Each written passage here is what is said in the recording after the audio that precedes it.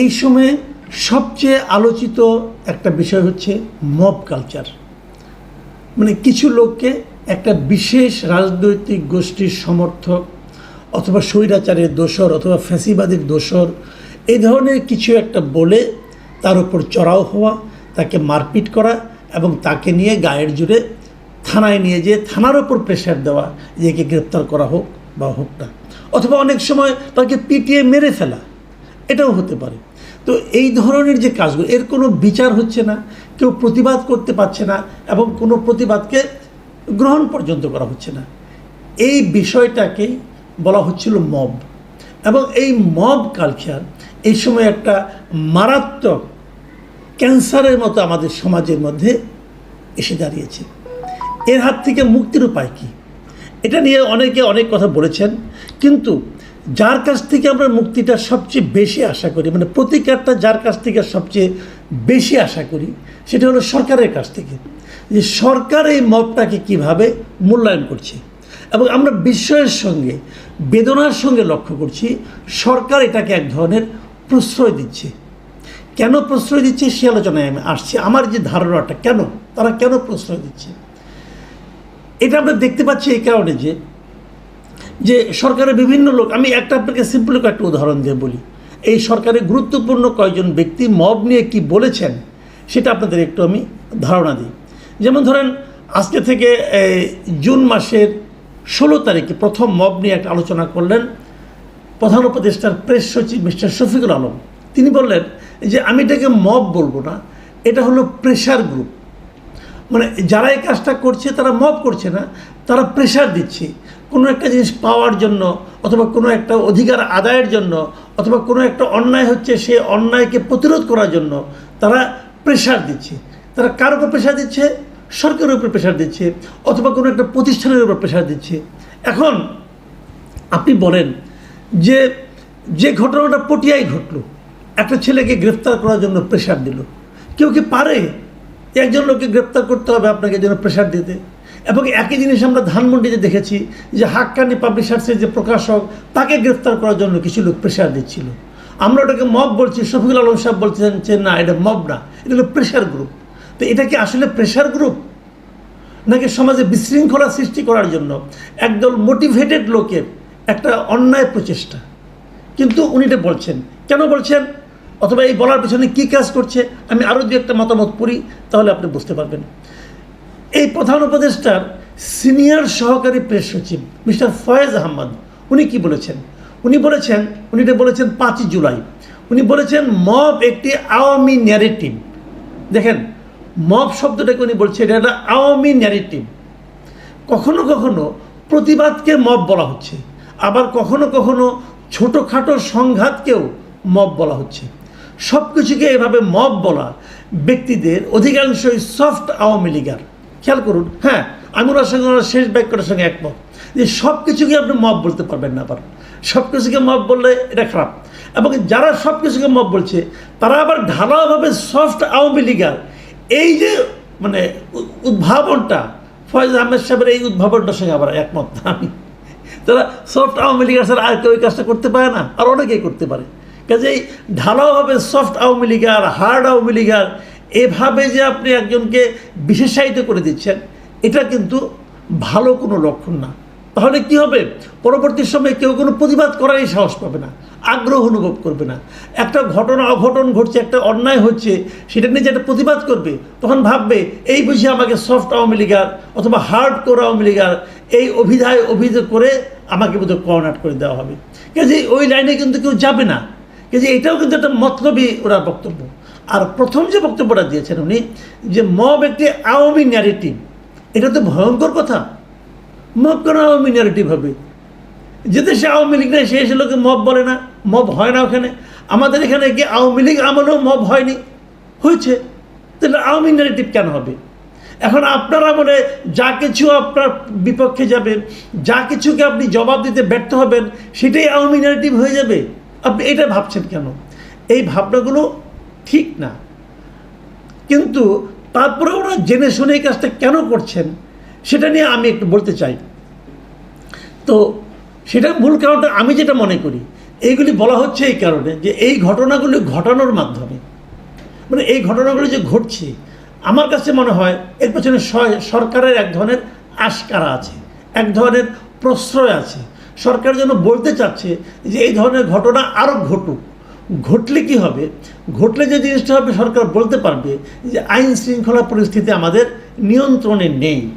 এবং এক্ষেত্রে পুলিশ সম্পর্কে একটা ঢালাও কথা বলা হয়ে থাকে যে পুলিশের নাকি মনোবল ফিরে আসেনি, পুলিশ নাকি সক্রিয় হচ্ছে না, পুলিশ নাকি 100% দিচ্ছে না।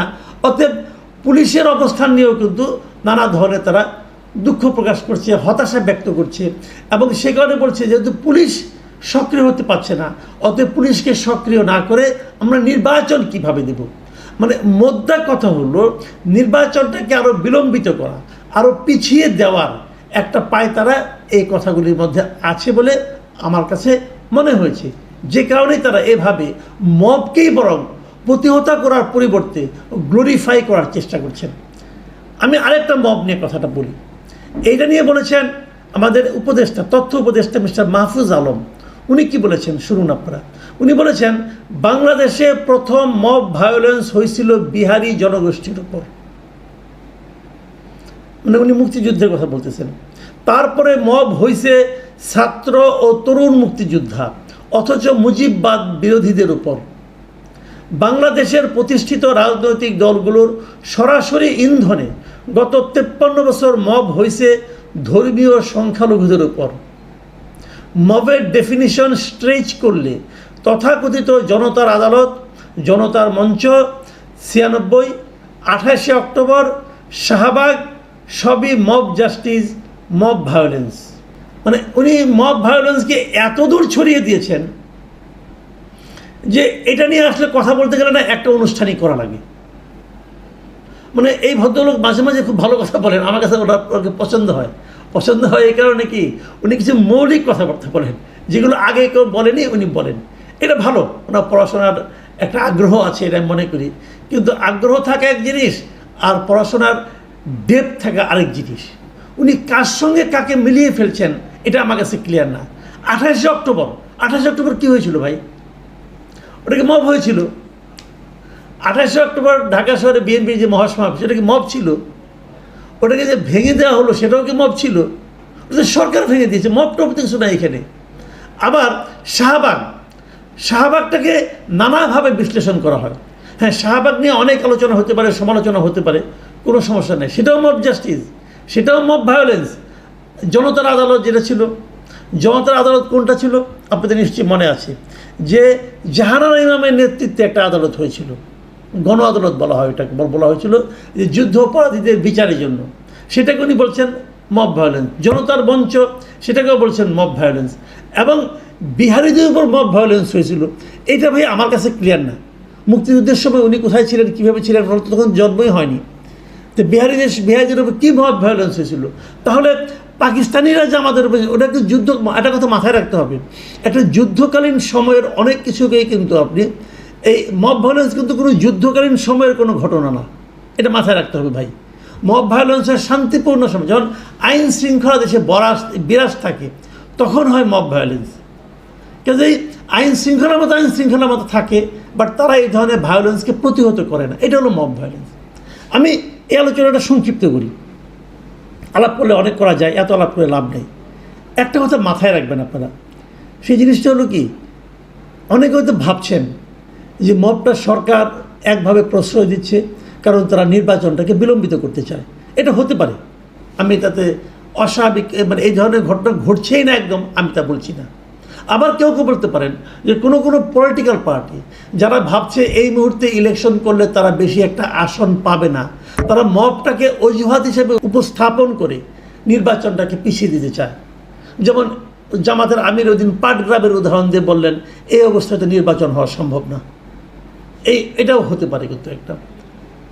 আবার বিপরীত দিকে আরেকটা কথা বলি, এই যে প্রক্রিয়াটা, এই যে প্রসেসটা, যে মবের অজুহাতে নির্বাচনটাকে পিছিয়ে দেওয়া, মব হচ্ছে বলে আন্দোলন, মানে আপনার বলা যে মবের কারণে দেশে নির্বাচনের অনুকূল পরিবেশ নেই, এই যে বিষয়গুলো, এগুলো কিন্তু রিস্ক আছে। এটা অনেকটা ওই আগুন নিয়ে খেলার মতো অবস্থা। আগুন নিয়ে খেলতে গেলে কিন্তু ওই আগুনের স্ফুলিঙ্গ আপনাকেও পুড়িয়ে দিতে পারে। এই জিনিসটা মাথায় রেখেন আপনারা।